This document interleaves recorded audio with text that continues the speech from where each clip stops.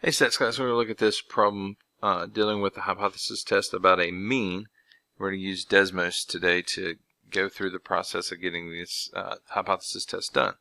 Alright, so we're given a data set this time. We're not given the sample statistics, we're given the actual data set. And these are lead concentrations that are in traditional medicine. So we've got a alpha level of 0.1 and we're going to test the claim the mean is less than a certain number. Alright, so we're going to grab this and we're going to copy it to the clipboard.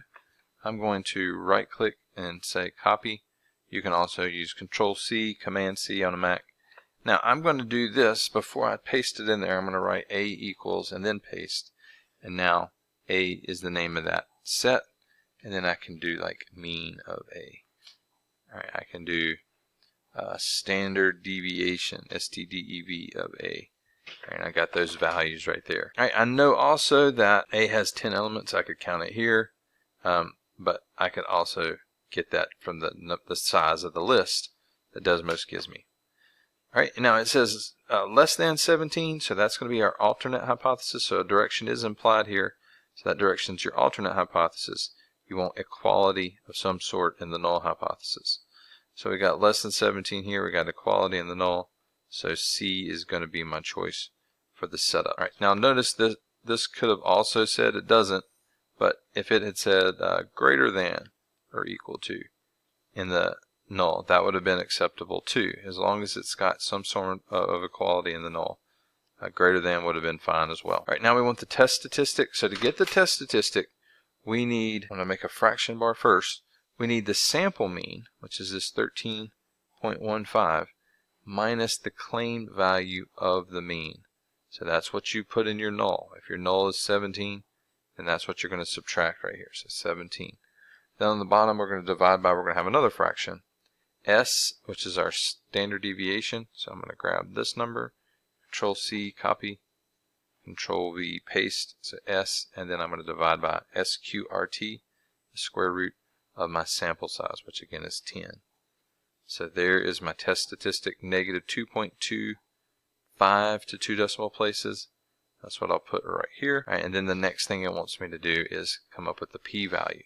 Now to get a p-value, there's a couple of ways to do it. I'm going to delete these. I'm going to use this test statistic. And I'm going to write TDIST, open a parentheses. The degrees of freedom is 1 less than your sample size. So my sample size is 10, so the degrees of freedom is 9. All right, now going back up to our setup, this is a left-tailed test. That was the one we have for C there, so you can see we're testing that we're in the left tail. So when we compute the p-value, we're going to use cumulative probability, but we're going to select left, okay? And then we're going to put our test statistic in for that value right there. So just to get a visual, I'm going to move this over so you can see. There is the picture. That number, negative 2.25, is where our shading starts, and it goes all the way into the left tail. So that 0.026, they went to 3 places, so positive 0.026 is our p-value. And now we state our conclusions. Alpha was 0.10, this is 0.026, so this is smaller than alpha, so we're going to reject the null hypothesis. Why do we reject? If we reject, it's because we do have evidence. There is sufficient evidence to include the mean is less than. So we're going to select less than. It's just the alternate hypothesis is what we're saying here. If you reject the null, it's because there is sufficient evidence of the alternative hypothesis. The alternative hypothesis is less than. So that's why we are writing that there. All right, and that's how you do these if you have a data set.